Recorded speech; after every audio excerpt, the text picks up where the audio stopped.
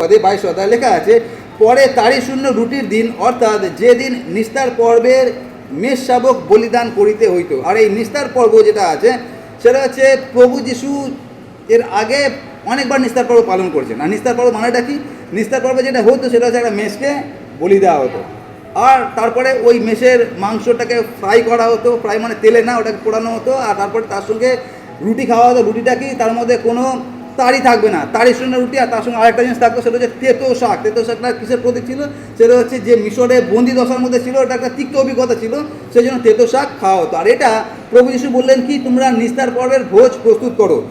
তার 3 বছরে যখন 3.5 বছরে যখন আমরা দেখি মিনিস্ট্রি, এর আগেও 2 বছর তিনি করেছেন, আর এটা যদি তৃতীয়বার তিনি করছেন। মন দিয়ে শুনবেন, তৃতীয়বার তিনি তার শিষ্যদের সঙ্গে এই ভোজটা প্রস্তুত করছেন। আর তিনি বললেন, তোমরা এই ভোজটা প্রস্তুত করো। দুজনকে পাঠানো হলো, আর তারপরে তারা এই ভোজটা প্রস্তুত করলেন। যখন ভোজটা প্রস্তুত করা হলো, ওই ভোজটার নাম কি ছিল? নিস্তার। মন দিয়ে শুনবেন, নিস্তার পর্বের ভোজ। আমরা যারা বিশ্বাসী আছি আমরা এই টার্মগুলো মনে রাখবো। সে ভোজটা ছিল নিস্তার পর্বের ভোজ। নিস্তার মানে কি? সেটা হচ্ছে উদ্ধার করা। আর ওটাকে আমরা বলি পাস ওভার। পাস ওভার মানে এই ঘরটাকে ছেড়ে অন্য ঘরে চলে যাওয়া, সেটা হচ্ছে পাস ওভার। মানে এটাকে আমি কিছু করবো না, ক্ষতি করবো না, পরের ঘরটাকে ক্ষতি করবো। এই কথার মানেটাকে আমরা দেখবো আগামী দিনে। তো সেই জন্য এখানে যেটা বলা হয়েছিল, প্রভু যিশু বলেছিল তোমরা নিস্তার পর্বের ভোজ প্রস্তুত করো। আর তারপরে তারা সেই মতো প্রস্তুত করলেন। আর যখন প্রস্তুত করা হলো, সেখানে কী কী ছিল, কী কী থাকতে পারে? এক হচ্ছে রুটি তো ছিলই ছিল, তার কারণ প্রভু যিশু রুটিটা নিলেন, ভাঙলেন, দ্রাক্ষারস ছিল, আর তার সঙ্গে আরেকটা জিনিস থাকার কথা ছিল। সেটা কি? সেটা হচ্ছে মাংস। কিসের মাংস? মেষের মাংস। যদিও 4টে সুসমাচারে কেউ সেটা নিয়ে উল্লেখ করেনি, তার কারণ ওটা উল্লেখ না করার পিছনে একটা বড় কারণ ছিল, যেটা থিওলজিয়ানরা বলে। তার কারণটা কি? তার কারণ সেই বলির মেষ আজকে প্রভু যীশু খ্রিস্ট মেজে বসে আছেন, আর সেই জন্য ওইটাকে কেউ উল্লেখ করেনি যে সেই টেবিলের উপর মাংস ছিল। কিন্তু যেটা থাকার কথা সেটা হচ্ছে এই মাংস থাকার কথা, রুটি থাকার কথা, তেতো শাক থাকার কথা, আর দ্রাক্ষারস থাকার কথা। তার মধ্যে দুটো জিনিস উল্লেখ করা হচ্ছে, রুটি এবং দ্রাক্ষারস, যেটার সঙ্গে আমি বলেছিলাম সিমিলারিটি মিল্কি ছিল, সেটা হচ্ছে মূলকি সেদকও ওই জিনিসটাই এনেছিলেন। কিন্তু সেখানে হতে পারে মাংস ছিল, কিন্তু সেটা আমরা কোনো উল্লেখ দেখি না। আর তারপরে যখন সেটা প্রস্তুত করা হলো, আর প্রস্তুত করার পরে তারপরে যেটা তিনি করলেন 19 এবং 20 পদে, যেটা আমরা পাদ্রীরা যখন আমরা প্রভুর ভোজ দিই, আমরা এই দুটো পদকে আমরা উচ্চারণ করি। সেটা কি? তিনি রুটি নিলেন আর ভাঙলেন, আর বললেন কি, এই রুটিটা কি? সেটা হচ্ছে আমার দেহ, যেটা আগামীকাল তোমাদের জন্য ক্ষতবিক্ষত হতে যাচ্ছে। তার মানে সেই দিনকে প্রভু যিশু যে কাজটা করেছিলেন, যেটা আমরা থিওলজিক্যালি বলি, ঈশ্বরতাত্ত্বিক ভাষায় বলি, সেটা হচ্ছে প্রভু যিশু যখন তৃতীয়বার তার শিষ্যদের সঙ্গে নিস্তার পর্বের ভোজে বসেছিলেন, তখন তিনি কি করেছিলেন? নিস্তার পর্বের ভোজে বসেছেন, উদ্দেশ্য নিস্তার পর্বের ভোজ খাওয়া একসঙ্গে, কিন্তু তিনি সেটাকে পরিবর্তন করেছিলেন প্রভুর ভোজে। মন দিয়ে শুনবেন, নিস্তার পর্বের ভোজে তিনি বসেছিলেন। নিস্তার পর্ব মানে কি? মিশর থেকে আমাদেরকে কীভাবে বন্দি করে আনা ছিল সেটা স্মরণ করা, ওটা যে নিস্তার পর্ব ছিল। কিন্তু আজকে প্রভু কী করলেন? বৃহস্পতিবারের ঘটনা, মানে আজকের দিনের ঘটনা, আজ থেকে 2000 বছর আগে যেটা ঘটেছিল বৃহস্পতিবার, সেটা এটা ঘটেছিল। তিনি কি করেছিলেন? নিস্তার পর্বটাকে তিনি প্রভুর ভোজে পরিণত করেছিলেন। প্রভুর ভোজটা কি? মানে এটা এখন থেকে আমার ভোজ। তার কারণ হচ্ছে আমি হচ্ছি সেই বলির মেষ। আর ওই জন্য আপনারা যদি ইব্রিয় পুস্তকে পড়েন 9 অধ্যায়, সেখানে লেখা আছে আর কোনো মেষ বলির দরকার নেই। তার কারণটা কি? এখন খ্রিস্ট আমাদের জন্য একবারে বলিকৃত হয়ে গেছে, আর দ্বিতীয়বার কোনো বলির দরকার নেই। আর সেই জন্য সেই দিনকে প্রভু যিশু যে কাজটা করেছিলেন, ওটাকে আমরা ইংরেজিতে বলি রিপ্লেস করা। রিপ্লেস করা মানে একটা জিনিস তোমরা এতদিন ধরে পড়ে আসছিলে, ওটাকে এখন আমি পরিবর্তন করে দিলাম। কি করে দিলাম? এখন থেকে তোমরা আর নিস্তার পর্ব করবে না, এখন থেকে যেটা করবে সেটা কি করবে? সেটা হচ্ছে তোমরা প্রভুর ভোজ পালন করবে, যেটাকে আমরা বলি কমিউনিয়ন, না? প্রভুর ভোজ পালন করবে। তার মানে প্রভু যিশু সেই দিনকে নিস্তার পর্বের ভোজকে প্রভুর ভোজে পরিবর্তন করেছিলেন। আর এর পিছনে অনেক বড় ঈশ্বরতাত্ত্বিক বিষয় আছে, ওটা আমরা দেখবো না। কিন্তু আমরা আজকে যেটা দেখবো সেটা হচ্ছে তিনি আজকে এই বৃহস্পতিবার দিনে, চতুর্থ দিনে তিনি যেটা করেছিলেন, নিস্তার পর্বের ভোজকে তিনি প্রভুর ভোজে পরিবর্তন করেছিলেন। আজকে আমরা যারা আছি, যারা আমরা প্রভুর ভোজের অংশী হই, আজকে আমরা দেখব যে আমাদের জীবনে যে জিনিসগুলো পরিবর্তন করার দরকার আছে, আমাদের জীবনে যে জিনিসগুলো পরিবর্তন করা দরকার আছে, বিশেষত কালকে যখন আমরা গুড ফ্রাইডে উদযাপন করতে যাচ্ছি, তার আগে এই জিনিসগুলো আমাদের আরেকবার স্মরণ করার দরকার আছে। আর সেই জন্য আমরা যেটা দেখব সেটা হচ্ছে আমাদের জীবনে যে জিনিসগুলো আমরা পরিবর্তন করতে পারি আজকের দিনে, সেগুলো কী আছে এবং প্রভু আমাদের মধ্যে থেকে কী চান যে আমরা পরিবর্তন করতে পারি। আর তার আগে আসলে আমরা প্রার্থনা করি, তারপরে আজকে অংশ থেকে আমরা ধ্যান করব। পিতা ঈশ্বর, তোমাকে ধন্যবাদ দিই তোমার বিশ্বস্ততা, তোমার অনুগ্রহের জন্য। তোমাকে ধন্যবাদ দিই তোমার বাক্যের জন্য, যারা দ্বারা তুমি প্রত্যেকটা দিন আমাদেরকে সঞ্জীবিত উজ্জীবিত করো। আজকে যে বাক্য আমাদের জন্য রেখেছো, সেই বাক্য অত্যন্ত ভারী, কিন্তু তথাপিও তুমি আমাদেরকে সাহায্য করেছো তোমার নিগূঢ় তত্ত্ব বুঝতে। তার জন্য তোমার চরণতল আমাদের প্রত্যেকের জীবনকে রাখে, তোমার বাক্য মন দিয়ে শুনতে, বুঝতে এবং সে অনুযায়ী জীবনযাপন করতে তুমি আমাদেরকে সাহায্য করো। প্রার্থনা প্রভু যিশুর নামে চাই, আমিন। তো আজকে আমরা যেটা দেখবো সেটা হচ্ছে আমাদের জীবন থেকে যে জিনিসগুলো আমরা পরিবর্তন করতে পারি। প্রভু যিশু নিস্তার পর্বের ভোজকে প্রভুর ভোজে পরিবর্তন করেছিলেন। আমরা যেটা করতে পারি প্রথম, এটা ইংরাজিতে এরকমভাবে, সেটা হচ্ছে রিপ্লেস রিচুয়াল উইথ রিলেশনশিপ। মানে হচ্ছে আমাদের জীবনে যেটা আছে রীতিনীতির পরিবর্তে সম্পর্ক করতে হবে। রীতিনীতির পরিবর্তে সম্পর্ক, এই কথাটা মানেটা কি? সেটা হচ্ছে প্রভু ঈশ্বর যখন মিশর দেশ থেকে তাদেরকে বের করে এনেছিলেন, দশম আঘাত এটাই ছিল। সেটা কি? সেটা হচ্ছে দরজার ওপরে রক্ত লাগিয়ে রাখা। আর যেই দরজার ওপরে রক্ত থাকবে না, সেই ঘরের যে প্রথম সন্তান সে মারা যাবে। আর তারপরে ঈশ্বর বলেছিলেন কি? যে তোমরা এইটা চিরকালীন বিধি হিসাবে পালন করবে, যেটা নিয়ে আমি প্রচার করেছিলাম ইয়োবের পরিপ্রেক্ষিতে। আপনাদের মনে আছে? ইয়োব বলেছিলেন এতদিন আমি তোমাকে কানে শুনেছিলাম, এখন তোমাকে চোখে দেখেছি। কানে শুনেছিলাম মানে, তার মানে আমার বাপ কাকারা এটা করেছিল। কি করেছিল? একটা মেষ কেটেছিল, আর আমরা একসঙ্গে ঘরে বসে যখন খাচ্ছিলাম তখন আমার বাবা বলেছিল, জানিস আমাদের ঈশ্বর মিশর দেশ থেকে আমাদেরকে কীভাবে বের করে এনেছে। এটাকে বলা ওরাল ট্রেডিশন, মানে শোনার মাধ্যমে ঈশ্বরকে জানা। তো এতদিন কি হচ্ছিল সেটা হচ্ছে যখন তারা নিস্তার পর্বের ভোজ প্রস্তুত করতো এবং পালন করতো, তারা এটাই স্মরণ করতো। কী স্মরণ করতো? যে ঈশ্বর কিভাবে আমাদেরকে মিশর দেশ থেকে বের করে এনেছে। আর এই স্মরণটা যখন তারা করতো, দেখবেন একটা ঘটনা, যেটা হচ্ছে যেই কাজ আমরা সব সময় করি, একটা সময় আসে যে সেই কাজের গুরুত্ব আমরা হারিয়ে ফেলি। বুঝতে পারছেন? যেই কাজ আমরা সবসময় করি, একটা সময় আসে যে সেই কাজের গুরুত্ব আমরা হারিয়ে ফেলি। কীরকমভাবে? যখন ঈশ্বর প্রথম তাদেরকে বলেছিলেন যে তোমরা এই বিধিটা সবসময় পালন করবে, অর্থাৎ নিস্তার পর্ব, প্রথম 1 বছর 2 বছর 3 বছর বা 10 বছর পর্যন্ত তারা সত্যি আন্তরিকতার সঙ্গে করছিল। কিন্তু পরবর্তীকালে যেটা হলো, সেটা আন্তরিকতাটা গায়েব হয়ে গেল। তখন যেটা থাকলো সেটা কি? শুধুই রীতিনীতি। বুঝতে পারছেন কি বলতে চাইছি? আর এই জন্য যে ঘটনাটা ঘটেছিল সেটা হচ্ছে ইসরায়েল যদি পালন করতে নিস্তার পর্ব, কিন্তু হৃদয়ের কোনো সংযোগ তাদের মধ্যে ছিল না। ওই জন্য প্রথম যেটা পয়েন্ট সেটা হচ্ছে রীতিনীতির পরিবর্তে আমাদের যেটা দরকার আছে সেটা হচ্ছে আন্তরিকতা নিয়ে আসা। এখনও যদি আপনারা দেখেন ইসরায়েলে, যদি এখনও যদি আপনারা যান, আজকে থেকে ওদের মধ্যে যে তোড়জোড়টা, গতকাল থেকে তোড়জোড় শুরু হয়েছে যে আজকে যে নিস্তার পর্ব পালন করবে, ওদের কাছে একটা খুব বড় একটা অনুষ্ঠান আছে। আর এই কাজটা প্রভু যিশু 2000 বছর আগে করে দিয়েছেন। তিনি নিস্তার পর্বের বলির মেষ হয়ে গেছেন, কিন্তু এখনও পর্যন্ত ইসরায়েল জাতি, জিহুদি জাতি সেই রীতিতেই আটকে আছে।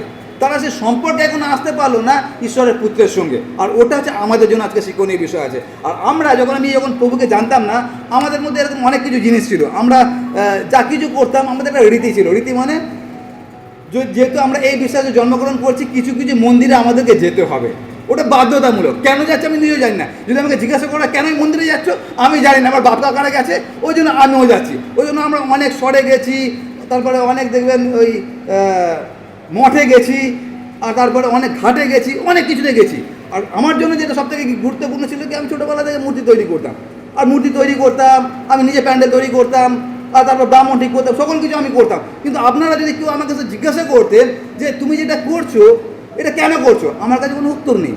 তার কারণটা কি? তার কারণ আমি কেন করছি, তার আমার বাপ কাকারা করে এসছে। এটা একটা রীতির মধ্যে, সিস্টেমের মধ্যে চলেছে। আমি কেন করছি আমি নিজে জানি। আর যদি আমাকে জিজ্ঞাসা করতেন যে তুমি যে প্রতিমাটা তৈরি করছো বা যেটা পুজো করতে যাচ্ছ, তার সঙ্গে তোমার সম্পর্ক কী আছে, আমরা জানি না। আকাশ থেকে পড়ুক, সম্পর্ক আবার কি? তার কারণ আমাদের কাছে ঈশ্বর এবং আমরা ওটা ভাবতেই পারি না যে ঈশ্বরের সঙ্গে আমাদের কোনো সম্পর্ক থাকতে পারে। তারা তো কোন পাহাড়ের ওপরে স্বর্গে বসে থাকে, আর আমরা কি আছি, আমরা করতেই পারবো না। আমাদের মধ্যে যেটা ছিল সেটা হচ্ছে রীতিনীতি ছিল। যদি আমরা এই পুষ্পাঞ্জলি দিচ্ছি তাহলে পরীক্ষা পাস করব, যদি পুষ্পাঞ্জলি না দিচ্ছি তাহলে পরীক্ষা পাস করতে পারবো না। আমরা এইরকম একটা গতানুগতিক জীবনের মধ্যে থেকে আমরা ছিলাম। কিন্তু যখন আমি প্রভুতে আসলাম, প্রভুতে আসার পরে দেখলাম এখানে পার্থক্য সেরকম কিছু নেই। বিশ্বাসীদের মধ্যে অধিকাংশ, আমি সব বিশ্বাসীদের কথা বলছি না, অধিকাংশ বিশ্বাসীদের মধ্যে যেটা হয়ে গেছে সেটা হচ্ছে আমরা মণ্ডলীতে কেন যাই, তার কারণ আমরা খ্রিস্টান বলে মণ্ডলীতে যাই। আর এটা হচ্ছে অত্যন্ত গুরুত্বপূর্ণ। আর ওই জন্য আমি স্বর্ণকে সবসময় একটা কথা বলি, যে কথাটা আমার খুব ব্যথা থেকে বলি, সেটা হচ্ছে আমরা প্রত্যেকে একটা আলাদা খ্রিস্টানিটি তৈরি করে নিয়েছি, নিজের পছন্দের মতো খ্রিস্টানিটি তৈরি করেছি। প্রকৃত খ্রিস্টানিটি ওটা না, প্রকৃত বাইবেল ওটা শিক্ষা না, কিন্তু আমি নিজের মনের মতো করে একটা খ্রিস্টান সমাজ তৈরি করে নিয়েছি। আর সেই জন্য আমাদের আজকে আমরা যারা বিশ্বাসী আছি, আমরা জিহুদি সম্প্রদায়ের মধ্যে নেই, আপনার বা আমরা পুরনো বিশ্বাসের মধ্যে নেই। এখন আমরা যিশুতে বিশ্বাস করছি, কিন্তু তা সত্ত্বেও আমরা যদি আমাদের জীবনকে দেখি, একবার পর্যালোচনা করি গতকালের আগের দিন আজকের দিন, তাহলে আমরা দেখতে পারবো অধিকাংশ কাজ আমরা করি কেন করি, ওটা রীতিনীতির মধ্যে, সিস্টেমের মধ্যে ঢুকে গেছে। আর অনেকের মধ্যে দেখবেন এই জিনিসটা আছে যে 52টা সপ্তাহ যদি আমি রবিবার করে যদি চার্চে যেতে পারি, তাহলে বিশেষ কোনো আশীর্বাদ পেতে পারি। তার মানে আমি যে 52টা রবিবার চার্চে মণ্ডলীতে যাচ্ছি, কেন যাচ্ছি? যিশুর সঙ্গে সম্পর্কের কারণে যাচ্ছি না, আমি যাচ্ছি রীতিনীতির কারণে। আমি এই বলছি না যে আপনারা 52টা রবিবার আসবে না, আসুন অবশ্যই, কিন্তু আমি যেটা বলতে চাইছি সেটা হচ্ছে রীতিনীতির ঊর্ধ্বে খ্রিস্টের সঙ্গে সম্পর্ক, ওটা হচ্ছে আমাদের মেন জিনিস আছে। আর সেই জন্য আমাদেরকে যদি জিজ্ঞাসা করে আমরা কেন চার্চে যাই, তার কারণ আমরা খ্রিস্টান, সেই জন্য আমরা চার্চে যাই। আমরা কেন খেজুর পাতা মুড়িয়েছি, তার কারণ আমরা খ্রিস্টান, ওই জন্য আমরা খেজুর পাতা মুড়িয়েছি। আগামীকাল আমরা কেন যিশুকে ক্রুশে দেবো, তার কারণ আমরা খ্রিস্টান, ওই জন্য যিশুকে ক্রুশে দেবো আরেকবার। আমরা যা কিছু করি দেখবেন আমাদের পিছনে মাথার মধ্যে ওটাই চলে, যেহেতু আমি খ্রিস্টান ওই জন্য আমি এই কাজগুলো করি। আর সব থেকে যেটা বড় কাজ, সেটা দেখবেন অনেক বিশ্বাসীদের মধ্যে এরকম ধারণা আছে, সেটা হচ্ছে মাসের মধ্যে একবার যদি প্রভুর বোঝ না নিই কী হবে। আর ওই জন্য দেখবেন অনেক মানুষ আছে, যাই হয়ে যাক না কেন, দুনিয়া ইধার কা উধার হয়ে যায়, কিন্তু মাসের মধ্যে একবার প্রভুর বোঝ আমাকে নিতেই হবে। তার কারণ অনেকের কাছে দেখবেন প্রভুর বোঝ একটা কফ সিরাপ আছে, আমি খেলে কাশি সেরে যাবে, জ্বরটা সব ঠিক হয়ে যাবে। কিন্তু আমরা যদি এই শিক্ষাটা দেখি, এইটা নিয়ে আমরা 3 বছর ধ্যান করি যে প্রভু যিশু যে শিক্ষাটা দিয়েছিলেন, আজকে যেটা বলেছেন যে তিনি তার শরীরটাকে আমাদেরকে খাদ্য হিসেবে দিলেন, রক্তটাকে আমাদের কাছে পান পাত্র হিসেবে দিলেন, এর যে গভীর মানেটা ওটা যদি আমরা বুঝি, এই রীতিনীতি আমরা ভুলে যাব। কিন্তু অধিকাংশ মানুষ আজকে আমরা রীতিনীতির মধ্যে আটকে আছে। আর সেই জন্য আমাদেরকে মাথায় রাখতে হবে যে আমরা যেন রীতিনীতির ঊর্ধ্বে গিয়ে, যে 52টা রবিবার চার্চে যাচ্ছি, চার্চে এই জন্য যাচ্ছি না যে আমার বাপ কাকা গিয়েছিলেন বলে আমি যাচ্ছি। আমি কেন যাচ্ছি, তাকে আমি যিশুকে ভালোবাসি বলে যাচ্ছি। বুঝতে পারছেন আমি কী বলতে চাইছি? আর সেইটা আমাদের দরকার আছে। আর আমি যখন প্রথম প্রভুতে আসি, কোনো একটা ভাই আমাকে বলেছিলেন যে তুমি কোনোদিন খালি পায়ে গেছো ব্যান্ডেজ চার্চে? আমি বললাম ব্যাপারটা কি বুঝলাম না। বলছে খালি পায়ে যদি ব্যান্ডেজ আছে, হেঁটে হেঁটে না যাও, তাহলে তুমি খ্রিস্টান কিসের আছো? আমি তো অবাক হয়ে গেলাম। মানে যখন আমি প্রভুকে জানতাম না, তখন হেঁটে হেঁটে অনেক জায়গায় গেছি, পা ফুলিয়েছি।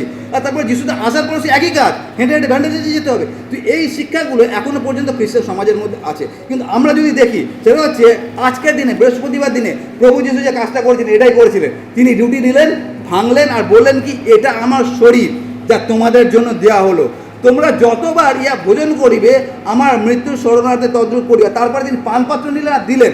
তার মানে হচ্ছে এই ঘটনাটার মাধ্যমে আমরা যেটা দেখতে পারি, সেটা হচ্ছে প্রভু যিশু আমাদের সঙ্গে যে সম্পর্কটা তৈরি করতে চায়, তার গভীরতার গুরুত্ব। এই কথাটা মানেটা কি, মানে হচ্ছে এরকমভাবে, যদি আপনাদেরকে জিজ্ঞাসা করা হয় যে আমাদের জীবনে সব থেকে প্রয়োজনীয় জিনিস কি মানুষের জীবনে, বা যে কোনো সজীব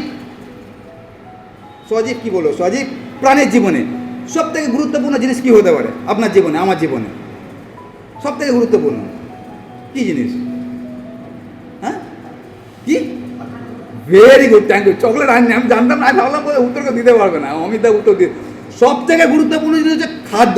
তার কারণ দেখবেন যদি কাপড় নাও থাকে আমি বেঁচে থাকতে পারি, ছাদ যদি নাও থাকে আমি বেঁচে থাকতে পারি, ফোন যদি নাও থাকে আমি বেঁচে থাকতে পারি, কোনো কিছু ছাড়া আমরা বেঁচে থাকতে পারি, কিন্তু একটা জিনিস ছাড়া আমরা বেঁচে থাকতে পারি না। ওই জন্য দেখবেন প্রত্যেকটা মানুষের, প্রত্যেকটা প্রাণীর সব থেকে বেশি যেটা সম্পর্ক, যেটা ঘনিষ্ঠ সম্পর্ক, সেটা হচ্ছে খাদ্যের সঙ্গে। তার কারণ খাদ্য এমন একটা জিনিস আছে যেটা ছাড়া আমরা কেউ বেঁচে থাকতে পারবো না। তাহলে খাদ্যের সঙ্গে আমাদের যে সম্পর্কটা কতটা গভীর সম্পর্ক, সেটা আমরা সবাই বুঝতে পারছি। একই রকমভাবে যিশু যখন রুটিটা দিয়েছিলেন, সম্পর্কটা হচ্ছে এই।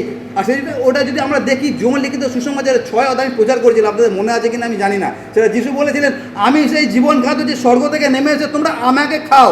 আর যখন প্রভু যিশু এই কথাটা বলেছে তোমরা আমাকে খাও, অনেকে যিশুকে ছেড়ে পালিয়ে গিয়েছিল। তারা ভেবেছিল যে যিশু আমাদেরকে কী সব শিক্ষা দিচ্ছে, যে মানুষের মাংস আমরা খাবো নাকি। কিন্তু যিশু এটা শিক্ষা দিতে চাইছিলেন, সেটা হচ্ছে আমি যদি তোমার ভেতরে না থাকি তুমি বেঁচে থাকতে পারবে না।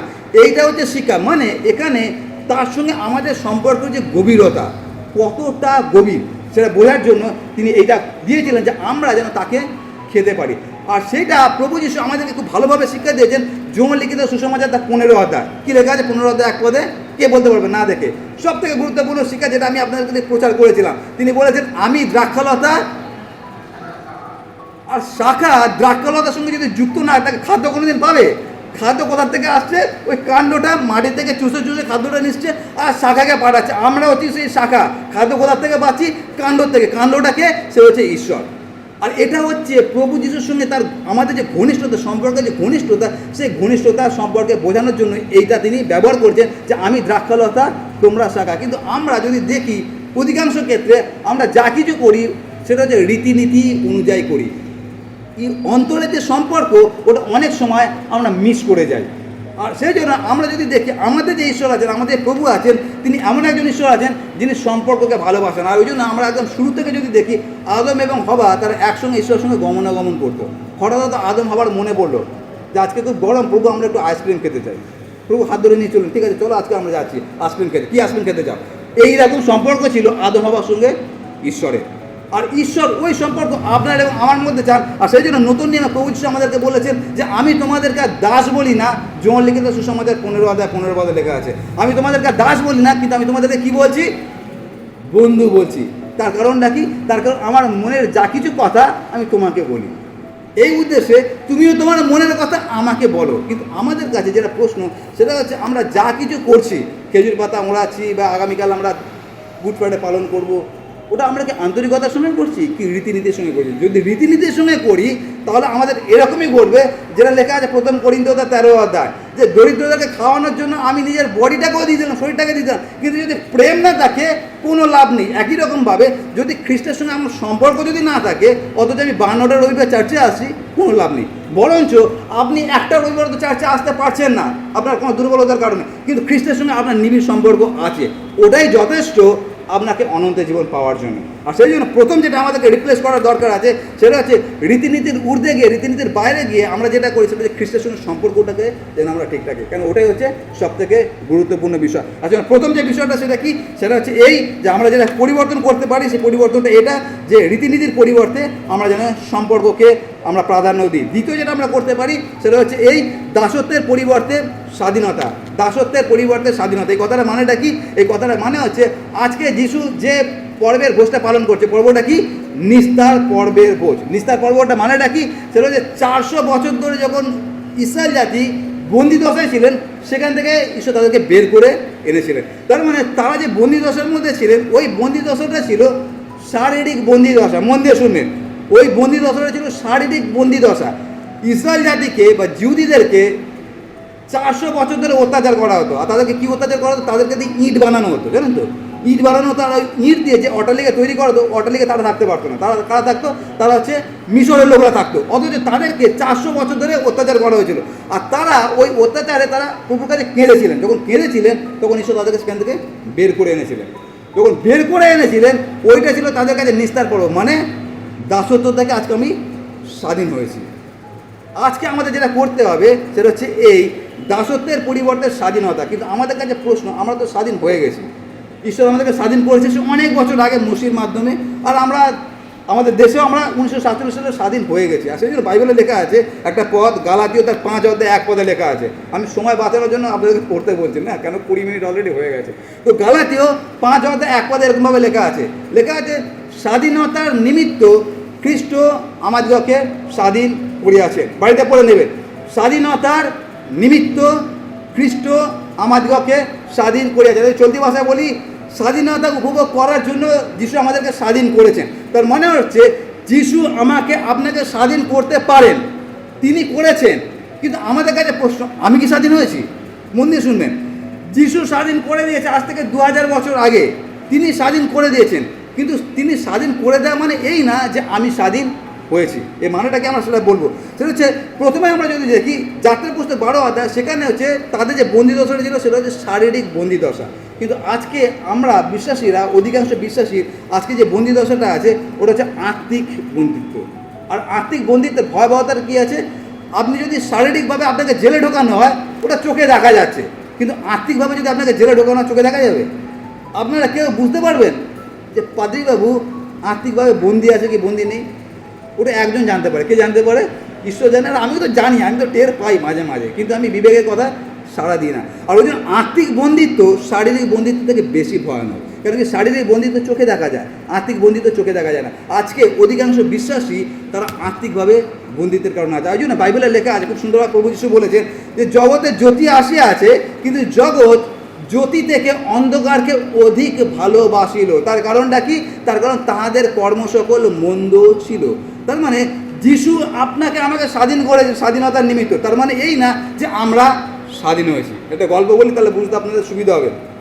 যেটা হচ্ছে একটা লোক ছিল, আমি ওটা সাধারণত বড়দিনের সময় গল্পটা বলি। একটা লোক ছিল, আর তারপরে সে দেখলো একটা খাঁচার মধ্যে অনেকগুলো পাখি আছে, আর পাখিগুলোকে দেখে তার খুব ভালো লাগলো। আর যখন সে দেখলো পাখিগুলোকে, আর তার মনে হলো যে পাখিগুলোকে আমি কিনবো আর কিনে আকাশে ওড়াবো। তারপর পাখির মালিকের সঙ্গে কথা বলতে গেল, পাখির মালিককে বলে পাখিগুলোর দাম কত? বলছে কেন? বলছে আমি পাখিগুলোকে আকাশে ওড়াতে চাই। তাকে এত সুন্দর রং বেরঙের পাখি খাঁচার মধ্যে মানাচ্ছে না, আমি চাই এরা আকাশে উড়ুক, তাহলে আকাশটা কত সুন্দর দেখতে লাগবে। আর তারপরে পাখির মালিক অনেক দাম বলেছে, আর এত দাম বলেছে যে এই লোকটার কাছে অত পয়সা নেই। তখন এই লোকটার যা কিছু ছিল, ঘর বাড়ি ছিল, সকল কিছু বিক্রি করে দিয়েছে। আমি সংক্ষেপে বলছি, এটা অনেক বড় গল্প, শর্টে বলছি। তো তখন যা কিছু ছিল, ঘর বাড়ি সকল কিছু বিক্রি করে দিয়েছে। বিক্রি করে দিয়ে ওই টাকাটা নিয়ে পাখির মালিককে দিয়ে পুরো খাঁচাটাকে কিনে নিয়েছে। আর খাঁচাটা হচ্ছে অনেক বড়, আপনার যে চিড়িয়াখানা যান ওই রকম খাঁচা। তো অত বড় খাঁচাটাকে কিনে নিয়েছে। কেন কিনেছে? ওর উদ্দেশ্য হচ্ছে পাখিগুলোকে আকাশে ওড়াবে। তারপরে চাবিটা নিয়েছে, আর চাবিটা নিয়ে তার যা কিছু সম্পত্তি সকল টাকা নিয়ে পাখির মালিককে দিয়ে দিয়েছে। আর তার পরিবর্তে চাবিটা পেয়েছে। চাবিটা পেয়ে খুব আনন্দ সহকারে গেছে খাঁচাটাকে খোলার জন্য। কেন খুলছে? যেন পাখিগুলো আবার আকাশে উড়ে, আর আকাশটা কত সুন্দর হয়ে যাবে না, সব রঙিন হয়ে যাবে। আর তারপরে গিয়ে পাখির খাঁচাটা খুলেছে। যখন খুলেছে, কোনো পাখির খাঁচা থেকে বেরোচ্ছে না। তার কারণটা কি? তার কারণ খাঁচার মধ্যে থাকতে থাকতে ওদের বন্দির জীবনটাই ভালো লাগছে। কেউ একজনও খাঁচা থেকে বেরোলো না। এখানে সেই কথাটাই লেখা আছে, খ্রিস্ট স্বাধীনতার নিমিত্ত 2000 বছর আমাদেরকে স্বাধীন করেছেন। কিন্তু আমরা কি স্বাধীনতা চাইছি? অধিকাংশ ক্ষেত্রে আমরা স্বাধীনতা চাই না। তার কারণ পাপের জীবনটাই আমাদের অনেক ক্ষেত্রে ভালো লাগে। আর তার থেকেও যেটা বড় আমাদের মধ্যে পরাধীনতা আছে, সেটাকে আমি বলি আত্মিক পরাধীনতা, শয়তানের সব থেকে বড় চক্রান্ত। একটা উদাহরণ দিয়ে বুঝতে পারবেন। কিছুদিন আগে কোনো একজন আমাকে ফোন করলেন, আর তার ফোন করে আমাকে বলছেন, পাদ্রীবাবু আমাদের ঘরে এরকম একটা ঘটনা ঘটেছিল। কী ঘটনা ঘটেছিল? সেটা তাদের বাড়িতে কোনো একজনকে মন্দ আত্মা পেয়েছিল। আর যখন মন্দ আত্মা পেয়েছে, তারপরে তারা বাড়িতে সবাই মিলে প্রার্থনা করছিল, প্রায় 12:30 অবধি প্রার্থনা করেছে। আর যখন প্রার্থনা করেছে, প্রার্থনার থেকে আরেকটা জিনিসটা ওরা করছিল, সেই জিনিসটা খুব কার্যকারী হয়েছে। এই ভূতটা তাদের এই প্রিয়জনকে ছেড়ে পালিয়ে যেতে। সেটা কী করছিল? তারা করছিল কি, কপালে বারবার ক্রুশ আঁকছিল। বুঝতে পারছেন? কপালে যদি বারবার ক্রুশ আঁকছিল, ওইটা ভূত সহ্য করতে পারেনি, মানে মন্দ আত্মা সহ্য করতে পারেনি। আর সেই জন্য যেহেতু বারবার ক্রস আঁকছে, সেই জন্য মন্দ আত্মা সেই ব্যক্তিকে ছেড়ে চলে গেছে। এখন যদি আপনাদেরকে জিজ্ঞাসা করা, বা আমাদেরকে যদি জিজ্ঞাসা করা হয়, এগুলো আমরা শিখলাম কোথার থেকে? যে কপালে ক্রস যদি আঁকি, তাহলে ভূত আমাদের থেকে পালিয়ে যাবে।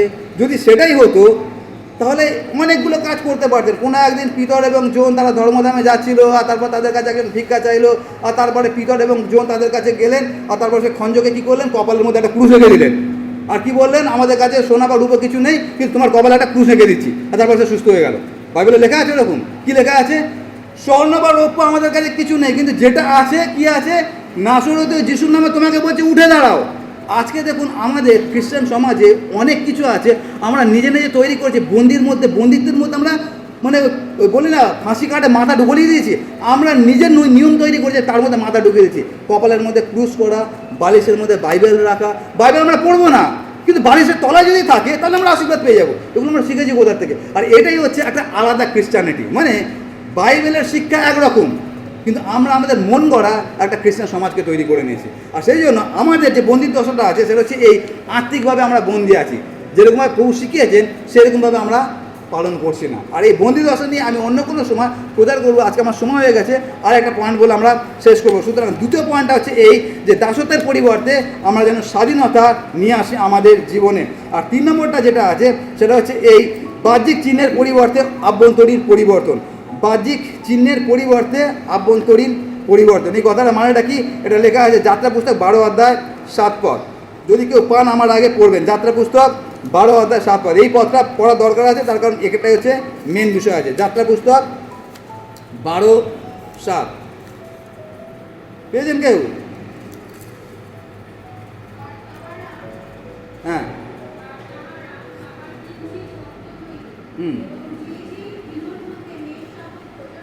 হ্যাঁ,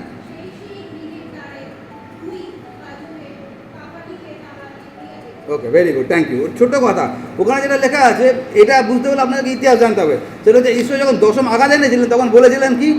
প্রত্যেক জিহুদি বাড়িতে একটা করে কি কাটবে? মেষ বলি দেবে। আর মেষের রক্তটা কি করবে? দরজার দুদিকে আর ওপরে কপালিতে, মানে 3 দিকে ওই রক্তটা থাকবে। ওটা ছিল বাহ্যিক চিহ্ন। কেনটা কি? কারণটা ঈশ্বর বলেছিলেন, আমি যখন আসবো ধ্বংস করার জন্য, যেই সব দরজার মধ্যে রক্তের চিহ্ন দেখতে পারবো, সেই সব ঘরের লোককে আমি ক্ষতি করব না।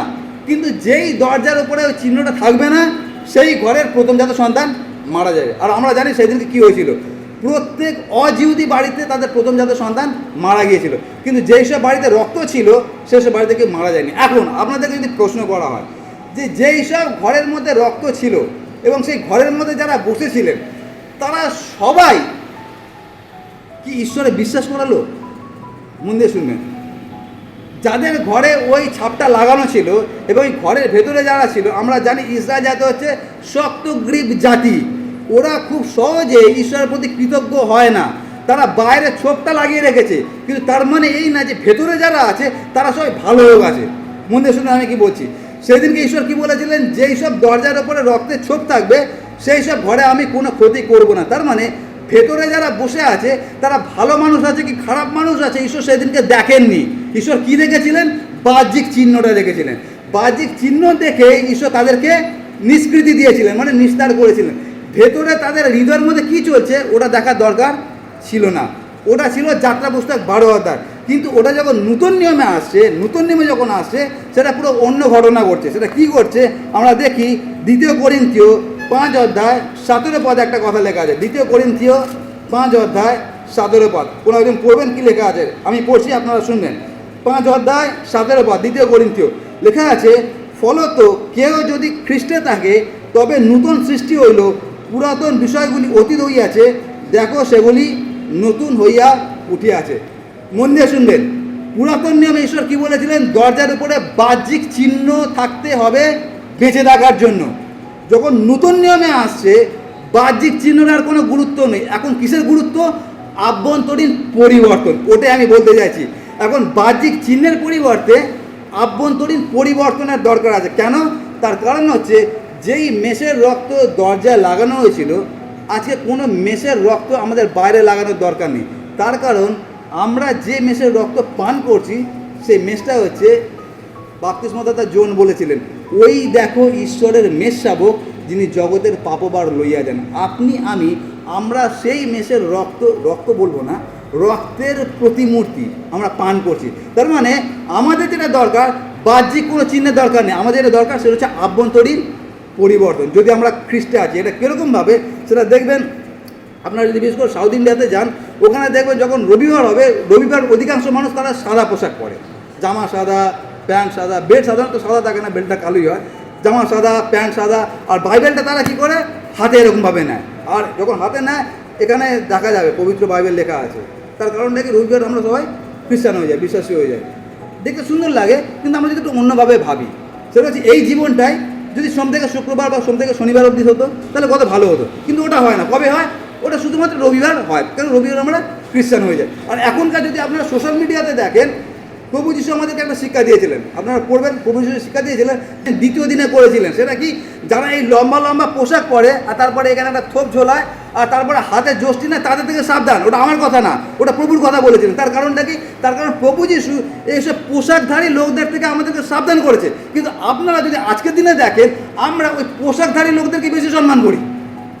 আমাকে অনেকে এসে কমপ্লেন করেছে যে আমি কেন ওই পোশাক পরি না, পোশাক আমি কেন পরি না। তার কারণটা কি? ওই পোশাকটা দেখলে আমাদের মনের মধ্যে একটা ভক্তি জাগে না? আমার ছোটো মামাকে যদি আপনারা দেখেন, আপনাদের মধ্যে হয়তো ভক্তি জাগতে পারে। তার কারণ আমার ছোটো মামা হচ্ছে মন্দিরের সাধু। আমার ছোটো মামার পরিচয় হচ্ছে বাবাজি।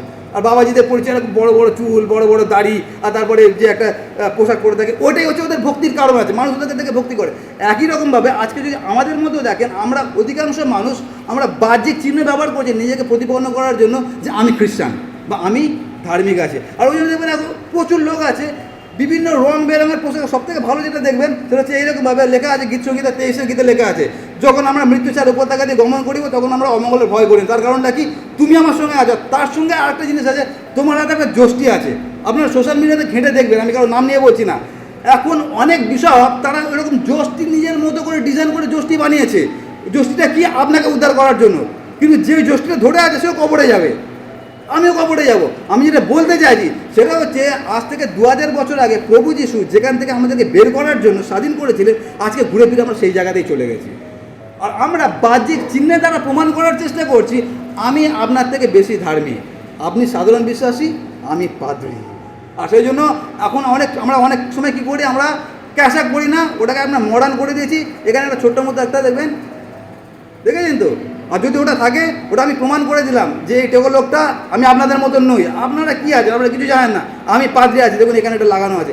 প্রভু যিশু ওগুলোকে ধিক্কার জানিয়েছিলেন, ওগুলো করবে না। আর ওই জন্য আপনাদের মনে আছে কিনা জানি না, আমি পাঠ করেছিলাম দ্বিতীয় দিনে। আর দ্বিতীয় দিনে এটা পাঠ করেছিলাম, তোমরা কাউকে আচার্য বলে সম্বোধন করবে না এবং সম্বোধিত হইবে না, তার কারণ আচার্য একজনই আছে। কিন্তু আমরা কি করছি? আমরা ওটাই করছি। এখনও পর্যন্ত সেই বাহ্যিক চিহ্ন নিয়ে আমরা মাথা বাড়াবাড়ি করছি। আর অনেক খ্রিস্টান আছে যারা দেখবেন প্রভুকে জানার পরে এখানে একটা ছোট্ট করে ট্যাটু বানিয়ে দিল। কি ক্রস ট্যাটু। তার কারণটা কি? সকল কিছু ঢাকা থাকবে, কিন্তু যেহেতু ঢাকা থাকবে না, হাতে যে ক্রসটা দেখতে পারবে বুঝতে পারবে আরে বাবা আমি খ্রিস্টান আছি। এখানে দেখুন বড় বড় করে লেখা ক্রাইস্ট, জিসাস, কত করে। আমি যখন প্রথম প্রভুতে আসি আমার তো আলাদা ধরনের একটা লেভেল ছিল, মানে খ্রিস্টানদের থেকে আলাদা লেভেল। আমার গলা একটা এত বড় ক্রস ঝুলতো, মোটা চেন আর ক্রস ঝুলতো। কেন? তার কারণ আগে আমার পাপের জীবন ছিল, এখন আমি খ্রিস্টান হয়েছি, বিশ্বাসী হয়েছি, এখন প্রমাণ দিতে হবে সবাইকে। আর আমার গলায় এত বড় ক্রস থাকতো, কিন্তু এই ক্রসটা অন্যরকম ক্রস ছিল। ওই ক্রসটা এরকম যে খুলবেন ওর মধ্যে এত বড় একটা ছুরি ছিল, তো ছুরি তো বাইরে ক্রস, ভেতরে ছুরি। আজকে অধিকাংশ ক্ষেত্রে আমরা বাহ্যিক চিহ্ন দ্বারা প্রমাণ করার চেষ্টা করছি যে আমরা খ্রিস্টান আছি, আর ওটা হচ্ছে সবথেকে ভয়ানক বিষয়। আমাদেরকে দেখানোর দরকার নেই আমরা খ্রিস্টান আছি। যদি আমরা খ্রিস্টানের মধ্যে জীবনযাপন করি, যদি আমরা দ্রাক্ষালতার সঙ্গে যুক্ত থাকি, আপনার ব্যবহার দেখে মানুষ বুঝে যাবে যে আপনি খ্রিস্টান আছেন। আলাদা করে কোনো ক্রস ঝোলাতে হয় না, হাতের মধ্যে কোনো ট্যাটু আঁকতে হয় না। আর সেই জন্য 3 নম্বর যে বিষয়টা, সেটা হচ্ছে বাহ্যিক চিহ্নের পরিবর্তে হৃদয়টাকে যেন আমরা পরিবর্তন করি যখন আগামীকাল আমরা এই দিনটাকে পালন করতে যাচ্ছি। ওটা হচ্ছে অত্যন্ত দরকার আমাদের প্রত্যেকের জন্য। আর সেই জন্য এই পরিপ্রেক্ষিতে সবথেকে ভালো একটা উদাহরণ দেখি, সেটা কোনো একজন বলেছে, যদিও আমি ধর্মনিন্দক ছিলাম, তাড়নাকারী ছিলাম, অপমানকারী ছিলাম, কিন্তু দয়া পাইয়াছি, কেন কি না বুঝিয়া অবিশ্বাসের বশে সেই সকল কর্ম করিতাম। কে বলেছে কথাটা? সাধু পৌল বলেছে, যিনি একসময় খ্রিস্টানদেরকে অত্যাচার করতেন, আজকে সেই লোকটা খ্রিস্টের নামের জন্য অত্যাচারিত হচ্ছে। ওই পরিবর্তন যদি আপনার আমার জীবনে থাকে, পৌল কোনোদিন ক্রুশ গলায় ঝোলায়নি, হাতে ট্যাটু আঁকেনি, বড় আলখাল্লা থোপ ঝুলিয়ে ঘোরেনি, বোঝানোর জন্য যে আমার মধ্যে পরিবর্তন হচ্ছে। পৌলের জীবন দেখে মানুষ বুঝে গিয়েছিল যে এনার মধ্যে পরিবর্তন হচ্ছে। আপনার এবং আমার জীবন দেখে মানুষ বুঝে যাবে যে আমাদের মধ্যে পরিবর্তন হচ্ছে। আলাদা করে চিহ্ন দেখানোর কোনো দরকার নেই। শেষ কথা বলে আরেকটা পয়েন্ট আছে, আমি বলছি না কেন আমার টাইম হয়ে গেছে। শেষ কথা বলে শেষ করবো, সেটা হচ্ছে অনেক সময় আপনারা দেখবেন যখন অটোগুলো দেখবেন, অটোর পিছনে দেখবেন অনেক সময় একটা লোগো লাগানো থাকে। আমি এগুলো খুব ফলো করি। দেখবেন অটো জানেন তো 3টে চাকা থাকে, আর অটোর পিছনে বা সামনে দেখবেন একটা লোগো লাগানো থাকে, ওটাকে বলে মার্সিডিজ বেঞ্চ। আর মার্সিডিজ হচ্ছে এবার গোল মতো থাকে আর 3টে দাগ থাকে, ঘড়ির মতো 3টে দাগ থাকে। দেখবেন অটোর পিছনে কোথাও একটা লোগোটা খুঁজে পেয়েছে, লোগোটাকে অটোর পিছনে লাগিয়ে দিয়েছে। বা দেখবেন অটোর পিছনে লেখা আছে ভলভো জানেন তো, ভলভো বাস হচ্ছে দারুণ বাস, বা ভলভো গাড়িগুলো হচ্ছে অনেক দামি গাড়ি, বা যেগুলো মার্সিডিজ গাড়ি আছে অনেক দামি। মানে মার্সিডিজ গাড়িতে যদি আপনি বসেন মনে করেন আপনি প্লেনে বসে আছেন, আর সেই মার্সিডিজের যে লোগোটা আছে অটোর পিছনে চিপকে দিয়েছে। এখন আপনি ভাবুন যে অটোওয়ালা, আর এটা আমি কোনো বানানো ঘটনা বলছি না, আপনারা চোখ খুলে দেখুন, দেখতে পাবেন অনেক অটোর পিছনে দেখবেন আপনি ওই মার্সিডিজে দেখবেন একটা লোগো লাগিয়ে রেখেছে, বা বিএমডাব্লিউ লোগো লাগিয়ে রেখেছে। তো যখন অটোর পিছনে বিএমডাব্লিউ বা মার্সিডিজের লোগো লাগিয়ে রেখেছে, একটা মার্সিডিজ গাড়ির দাম কত হতে পারে? 25 লাখ টাকা, 25 থেকে 30 লাখ টাকা একটা গাড়ির দাম। একটা টোটোর দাম কত হবে? অটোর দাম কত হবে? খুব বেশি হলে 2 লাখ টাকা। তো অটোর পিছনে মার্সিডিজের লোগো, মানে মার্সিডিজের চিহ্ন লাগানো, যদি অটোর পিছনে ওটা লাগিয়ে দেয়, তাহলে কি মানুষ ভাবে ওটা মার্সিডিজ গাড়ি আছে? আমরা কি ভাববো সেটা? আমরা কি ভাববো? ওটা অটোই আছে, আর অটোওয়ালার মাথা খারাপ হয়ে গেছে যে অটোর পিছনে মার্সিডিজের চিহ্ন লাগিয়ে রেখেছে। আমাদের জীবন অনেক সময় ওই রকম, আমাদের জীবনযাত্রা অটোর মতো। খ্রিস্টান কোনো চারিত্রিক গুণাবলী আমাদের মধ্যে নেই, কিন্তু পিছনে একটা কী রেখেছি? মার্সিডিজের একটা চিহ্ন লাগিয়ে রেখেছি, ক্রুজ একটা এঁকে রেখে দিয়েছি, গলায় ক্রুজ ঝুলে রেখে দিয়েছি, মানে অটোর মধ্যে মার্সিডিজের চিহ্ন। খ্রিস্ট জীবনযাপন করছি না, কিন্তু বাহ্যিক চিহ্নের দ্বারা আমি প্রমাণ করার চেষ্টা করছি যে আমি বিশ্বাসী আছে। আর সেই জন্য 3 নম্বর পয়েন্ট আছে এই, যে বাহ্যিক চিহ্নের পরিবর্তে যেটা করণীয় আছে সেটা হচ্ছে লেখা আছে, ফলত যারা খ্রিস্টে আছে তারা নূতন সৃষ্টি হইল। আর ওই জন্য পৌল আমাদেরকে বলে